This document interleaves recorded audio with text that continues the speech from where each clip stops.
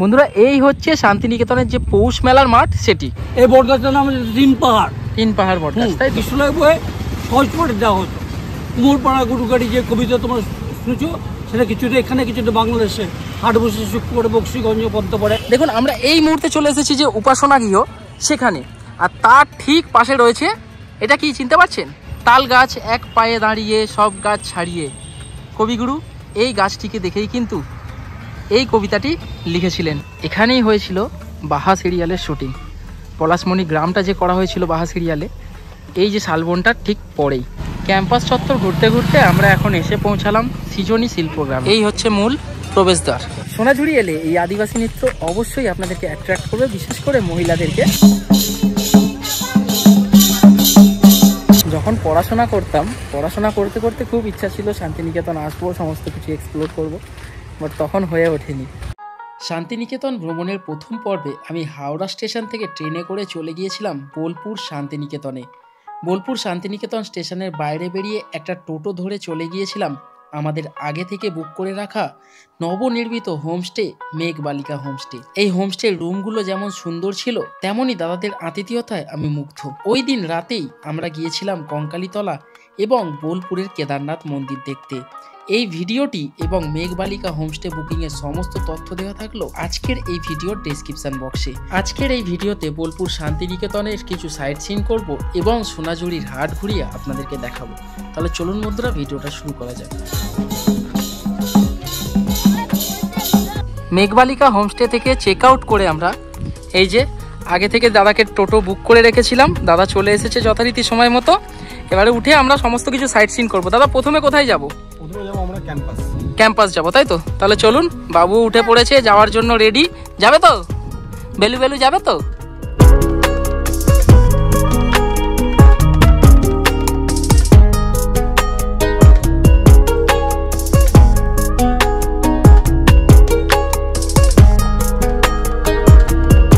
এটা হচ্ছে শান্তিনিকেতনের সেন্ট্রাল লাইব্রেরি। দেখুন কেন্দ্রীয় গ্রন্থাগার, এই হচ্ছে কেন্দ্রীয় গ্রন্থাগার, এবং এই দিকে হচ্ছে শান্তিনিকেতনের যে হেড অফিস সেটা।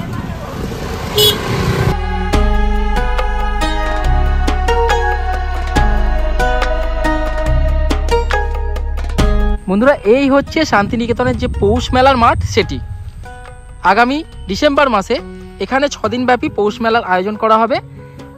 বিগত 5 বছর ধরে এখানে মেলা হয়নি, 5 বছর পরে মেলা অনুষ্ঠিত হবে। তো এই মেলা নিয়ে বহু মানুষের ইমোশন। এবছর কিন্তু বিশাল ভিড় হবে এই মেলাকে কেন্দ্র করে। মেলার মাঠ দেখে আসার পর আমরা চলে এলাম মৃণালিনী দেবী আনন্দ পাঠশালাতে।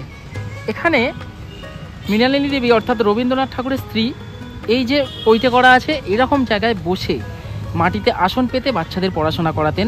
বর্তমানে এখনও সেই রকম ঐতিহ্য এখানে ধারাবাহিকতা রয়েছে, তবে ট্যুরিস্ট এবং ফটোগ্রাফি ভিতরে সম্পূর্ণভাবে নিষিদ্ধ রয়েছে। আর এই যে হলদে বাড়িটি দেখতে পাচ্ছেন, মাটির বাড়ি, টালি দেওয়া, এখানে বসে কবিগুরু প্রচুর উপন্যাস লিখেছেন। এই জায়গাটার একটি আলাদাই ঐতিহ্য রয়েছে, এবং দেখুন বাইরে থেকে আপনাদেরকে দেখানোর চেষ্টা করলাম, বেশ ভালো লাগছে কিন্তু। আচ্ছা এই বটগাছটার নাম দেবেন? এই বটগাছটার নাম হচ্ছে তিন পাহাড় বটগাছ, তাই তো? এটার ইতিহাস কি রয়েছে? এটার ইতিহাস হচ্ছে ছাতিমতলায় তোমরা দেখবে উপাসনা করার পর মেডিটেশন, ওনার বাবা এখানে মেডিটেশন করতেন। তা 12 বছর বয়সে রবি ঠাকুর হিমালয় ভ্রমণে যাওয়ার সময় বাবার কাছে কয়েকটা দিন ছিলেন। তো বাবা বললেন তুমি কি করবে, তোমার কাজ কি হবে? এটা তো জঙ্গল, তখন তো কলকাতার লোক এখানে আসতো না। হ্যাঁ, দিয়ে বললো তুমি নুড়ি পাথর দিয়ে পাহাড় করো। দিয়ে ছোট্ট আকারে করেছিল, সেটা তোমাদের বড় আকারে করেছি, কিন্তু ভেঙে গেছে। সেটা কৃষ্ণলয় বইয়ে সহজ করে দেওয়া হতো। কুমোরপাড়া গুরুগাড়ি যে কবিতা তোমরা শুনেছো সেটা কিছুটা এখানে, কিছুটা বাংলাদেশে হাট বসে শুক্রবার বক্সিগঞ্জ পদ্মা পড়ে। এখন যেটা আমাদের এটা শনিবারে হচ্ছে। শান্তিনিকেতন ঘুরতে গেলে প্রপার একটা গাইডের দরকার। প্রপার গাইড আপনাদেরকে আলাদা করে হায়ার করতে হবে না। যে টোটো করে ঘুরবেন সেই টোটো দাদাই কিন্তু আপনাদের এত সুন্দরভাবে গাইড করে দেবে। আমরা যে টোটো করে ঘুরছি সেই দাদা এত সুন্দরভাবে সমস্ত জায়গার বিবরণ দিয়ে বুঝিয়ে দিচ্ছে। দেখুন আমরা এই মুহূর্তে চলে এসেছি যে উপাসনা গৃহ সেখানে, আর তার ঠিক পাশে রয়েছে এটা কি চিনতে পারছেন? তাল গাছ এক পায়ে দাঁড়িয়ে সব গাছ ছাড়িয়ে। কবিগুরু এই গাছটিকে দেখেই কিন্তু এই কবিতাটি লিখেছিলেন। যাই হোক আমরা এখন এগিয়ে যাব এবং উপাসনা গৃহর দিকে যাব, চলুন। বন্ধুরা, এই হচ্ছে উপাসনা গৃহ।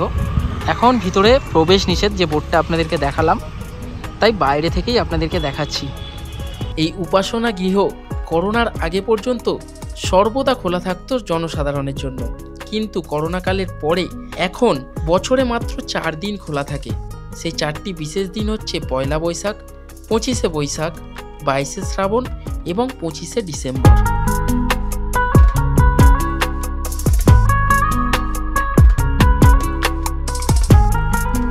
ছাতিমতলার ঠিক উল্টো দিকেই রয়েছে রবীন্দ্র ভবন, ঐতিহ্যময় প্রাঙ্গণ। এখানে কিন্তু ছবি তোলা সম্পূর্ণভাবে নিষিদ্ধ এবং দেখুন প্রবেশের সময়টা দেওয়া রয়েছে। আর এখানে প্রবেশ মূল্য রয়েছে, টিকিট কাউন্টার রয়েছে। কত কি প্রবেশ মূল্য রয়েছে সেটা আপনাদেরকে একটু দেখিয়ে দিই। দেখুন, এন্ট্রি ফি পার হেড 100 টাকা, স্টুডেন্টদের জন্য মাত্র 10 টাকা। রবীন্দ্র ভবনের ঠিক অপোজিট সাইডেই দেখুন একটি পিলার রয়েছে। আমি জুম করে দেখানোর আপনাদেরকে চেষ্টা করি। এটা দিয়ে কি বোঝানো হচ্ছে দেখুন, নিচে থেকে ধাপটা গুনুন, সা রে গা মা পা ধা নি সা, এটাই বোঝানোর জন্য এটা। এই সমস্ত তথ্য কিন্তু আমি জানি না, আমাদের যে গাইড দাদা টোটো সে সমস্ত কিছু বলে দিচ্ছে আমাদেরকে। আর ঠিক আরেকটু আগে এগিয়ে এসে দেখুন এখানে একটি জিনিস করে রাখা রয়েছে। হারমোনিয়াম চেনেন তো, সেই হারমোনিয়ামের যে কটা ভাঁজ সেই কাগজের, সেটিকে বুঝিয়ে রাখা রয়েছে এখানে। আর ঠিক এই ভবনটির উল্টো দিকেই রয়েছে বিশ্বভারতীর নাট্যঘর। যত নাট্য এনারা রিহার্সাল করে এর ভিতরেই রিহার্সালটা করে, এবং বিশ্বভারতীর স্টাফেদের যে সমস্ত মিটিং হয় সেই সমস্ত মিটিং কিন্তু এই ঘরের ভিতরেই করা হয়। এখানেও কিন্তু সাধারণ মানুষের প্রবেশ একেবারেই নিষেধ। সুতরাং সকাল থেকে সন্ধ্যে পর্যন্ত লেগে যাবে বিশ্বভারতীর সমস্ত কিছু দেখতে দেখতে। আর যদি একটা ভালো টোটো দাদা পেয়ে যান, টোটো দাদা যদি গাইড করে আপনাদেরকে ঘোরায়, সমস্ত জায়গাগুলো ঘুরতে একটু কিউরিয়াসিটি আপনাদের হবেই এবং ভালোও লাগবে, একটু বোরিং ফিল হবে না। নাট্য ভবনের ঠিক উল্টো দিকে দেখুন করে রাখা রয়েছে একটি ইগলু। এই ইগলুটা কিন্তু বিশ্বভারতীর যে সমস্ত ছাত্ররা রয়েছে তারা মিলে বানিয়েছে। আর এটা বানানোর সময় 9 সিলিন্ডার গ্যাস লেগেছে এটাকে পুড়িয়ে তৈরি করার জন্য। বর্তমানে দেখুন চারিপাশে গার্ড করে রাখা রয়েছে, কারণ এখানে কিছু একটা বানিয়ে তৈরি করা হবে, সেটা পরে বোঝা যাবে। যখন পড়াশোনা করতাম, পড়াশোনা করতে করতে খুব ইচ্ছা ছিল শান্তিনিকেতন আসবো, সমস্ত কিছু এক্সপ্লোর করব, বাট তখন হয়ে ওঠেনি। যাক, পড়াশোনা ছেড়ে এই সমস্ত জায়গা ঘুরে দেখছি, ভালো তো বেশ লাগছে। যখনই আসি শান্তিনিকেতনকে এক অন্য রূপে পাই, আর সত্যি খুব ভালো লাগার জায়গা এটা। এটা একটা সাঁওতাল পরিবার।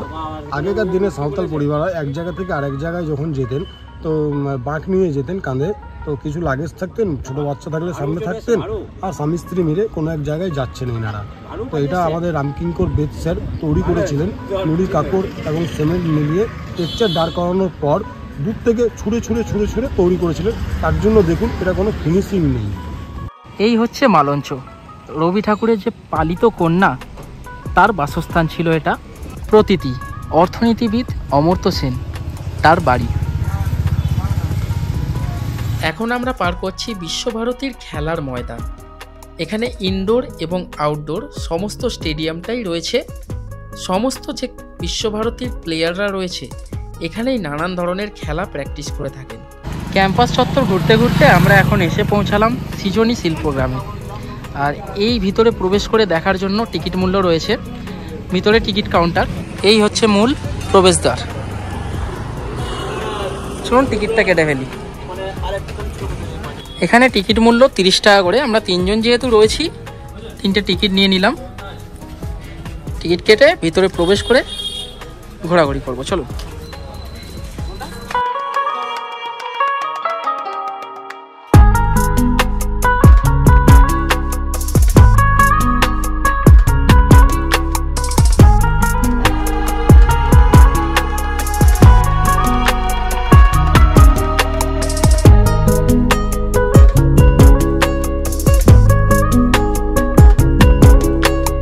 শিল্পগ্রামটা কিন্তু বেশ বড়, ঘুরতে আপনাদের বেশ টাইম লাগবে।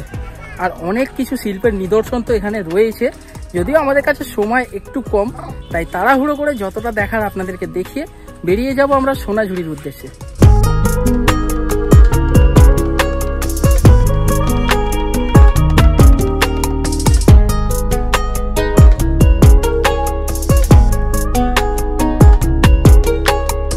বিনোদনী শিল্পগ্রাম দেখে আমরা চলে এলাম সোনাঝুরির হাটে।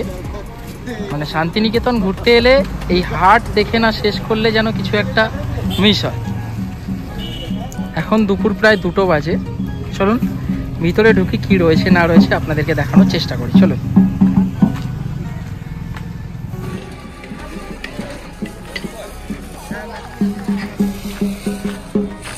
আর এই হাটে কিন্তু নানান ধরনের জিনিসপত্র পাওয়া যায়, তার সাথে এই যে আদিবাসী নৃত্য। আপনারা ফ্যামিলি নিয়ে আসুন, মহিলারা আসুন, এসে কিন্তু নৃত্য করতে পারবেন, আমরাও করব। এখন আপাতত একটুখানি হাট বাজারটা ঘুরে নিই, তারপরে দেখছি।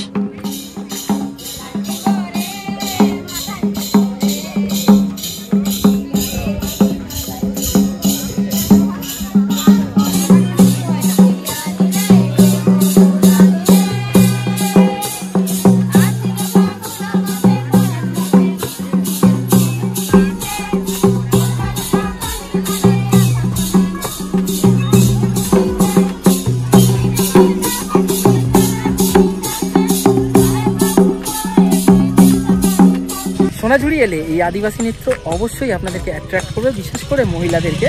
আর নাচলে বেশ দেখতেও ভালো লাগে। তাছাড়াও এখানের কালচারের যে সমস্ত জিনিসপত্র আছে, বুটিকের শাড়ি থেকে শুরু করে পাঞ্জাবি থেকে শুরু করে সমস্ত কিছুই পাওয়া যায়। অবশ্যই দাম দর এখানে করা যায়, কিছু জিনিসপত্র কেনাকাটা তো অবশ্যই করব। চলুন কী কী রয়েছে না রয়েছে একটু দেখার চেষ্টা করি।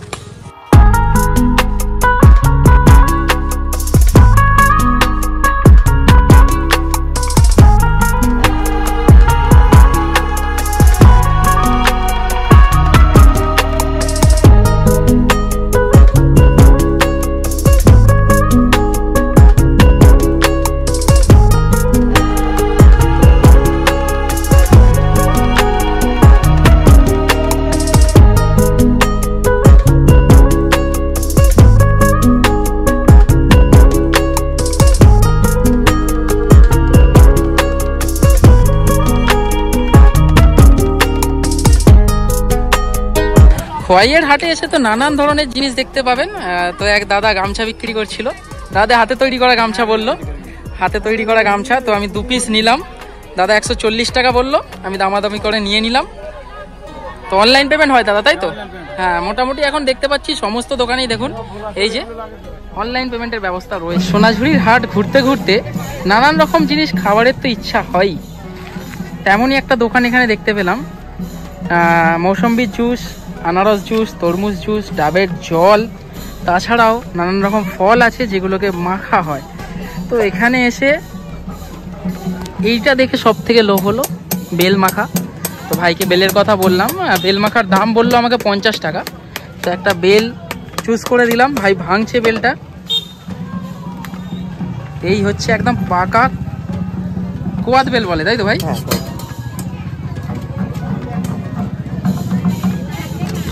এইটাকে এখন মেখে খাওয়া হবে।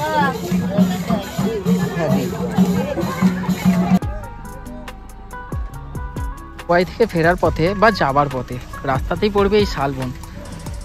এখানেই হয়েছিল বাহা সিরিয়ালের শুটিং। পলাশমণি গ্রামটা যে করা হয়েছিল বাহা সিরিয়ালে, এই যে শালবনটা ঠিক পরেই। বোলপুর আমি ঘুরছিলাম, আপনাদেরকে তো বললাম একটা ভালো টোটো দাদা পেয়ে গেলে গাইড হিসাবে আর কিছু চাই না। আমি তো এই দাদার সাথে ঘুরলাম। দাদা আপনার নামটা বলে দিন। আমার নাম রাজরতন সাউ, ডাক নাম রাজা। রাজাদা।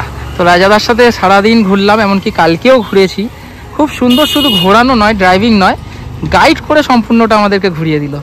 তো দাদা মানুষজন আপনাকে যদি কন্ট্যাক্ট করতে চায়, আপনার কন্ট্যাক্ট নাম্বারটা একটু বলে দিন। আমার কন্ট্যাক্ট নাম্বার হলো 7602686878। ঠিক আছে। আর দাদার এই হচ্ছে টোটো, আমি নাম্বারটা স্ক্রিনেও দিয়ে দিলাম।